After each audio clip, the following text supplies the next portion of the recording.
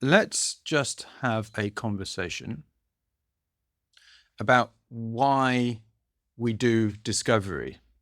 Now, obviously, why we do discovery in terms of the music is that you have an idea, a splurge, an initial starting idea, and where you want to get it to is for it to be a piece of music.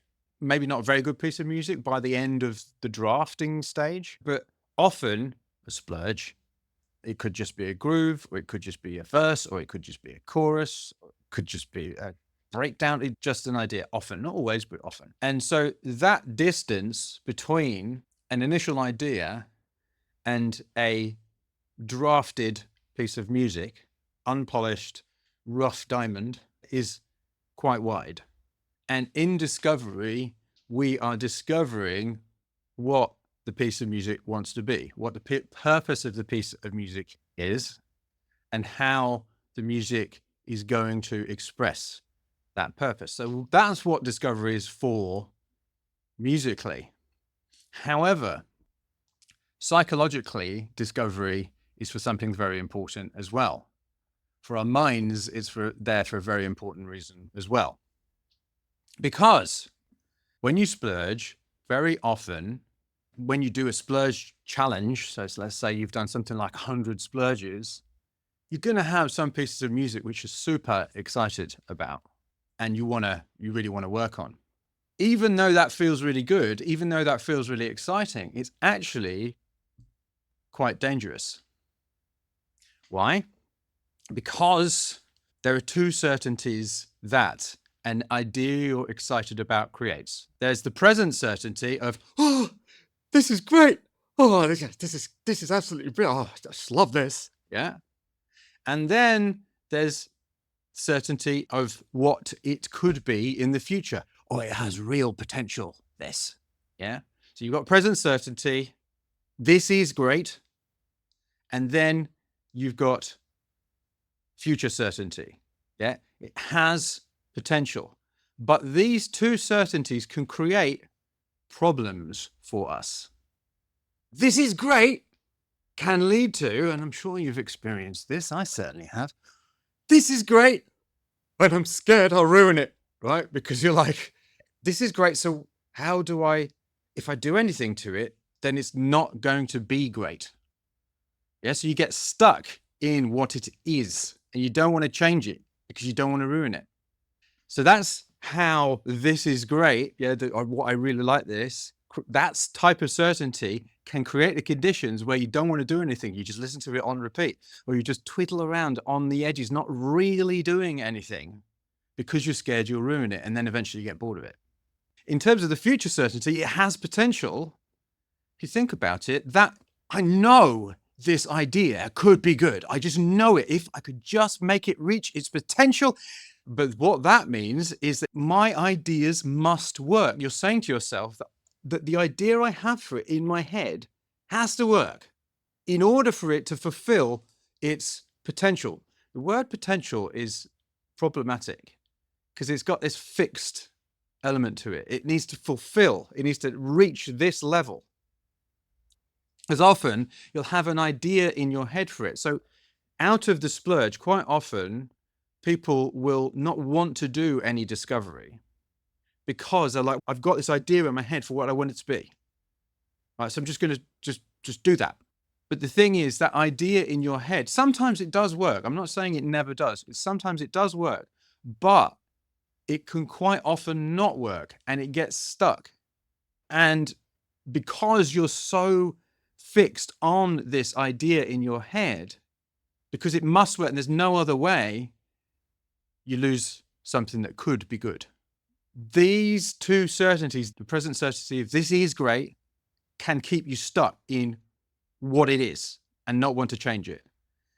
The future certainty of it has potential can mean that you get zeroed in on one particular way in your head of it working.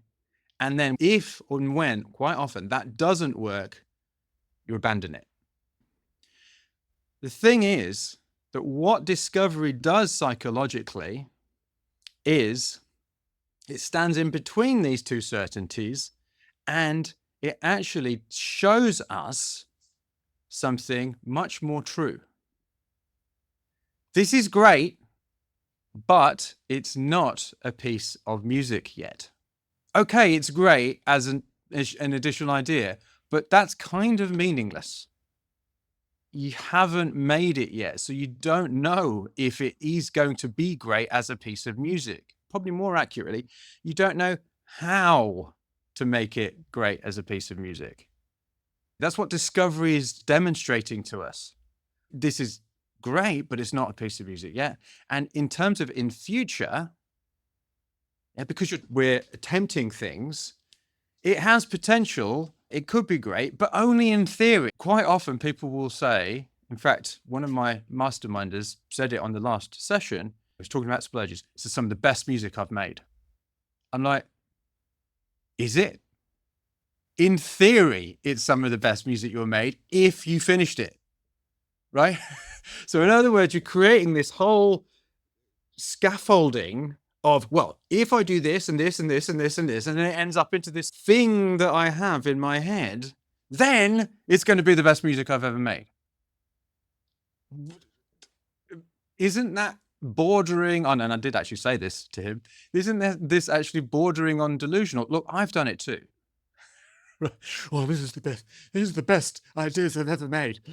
So therefore I create this kind of expectation that I need this music to live up to, which isn't actually in reality. So what discovery is actually doing, it's being displayed to us. How am I going to do this? How is this going to work? Discovery is where we feel much more uncertain because we're finding out how we can move it forward. And we're moving towards something. And quite often, in fact, more often than not, if we are doing discovery in a discovery mindset, the way that we think it's going to turn out isn't the way that it's going to turn out. In this way, discovery is more uncertain. It's an uncertainty creating area of the creative process. You can find what it is in discovery, but you can also get lost in discovery, weirdly enough. Yeah, you can lose yourself in discovery if you like, okay? But because it's not a piece of music yet, even though the idea is great and it has potential, but only in theory, actually this uncertainty is way more realistic because what discovery does is it helps us let go of the delusions.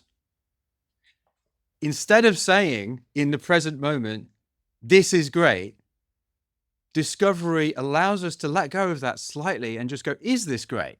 I like it, but is it great? And instead of saying, this has potential and I must fulfill it, you go, well, it might have potential if I was able to finish it. That is a much more, can you just feel the weight, the pressure lift? Yeah, it's both more realistic and it's also more uncertain, which allows us to be freer in the creative process. So when you feel uncertain, when you feel that doubt and discovery, when it feels like you're going into a dark room and you're not quite sure where you're going, that's okay. Yeah, you are moving forward. Even if what you do in one session doesn't work out, it's okay. You're doing well. You're moving into that uncertainty and you're actually looking at the creative process with your eyes wide open in a much more clear way than if you zeroed in on either what it is or what it must be. Instead, you're going, let's see, let's find out, let's discover.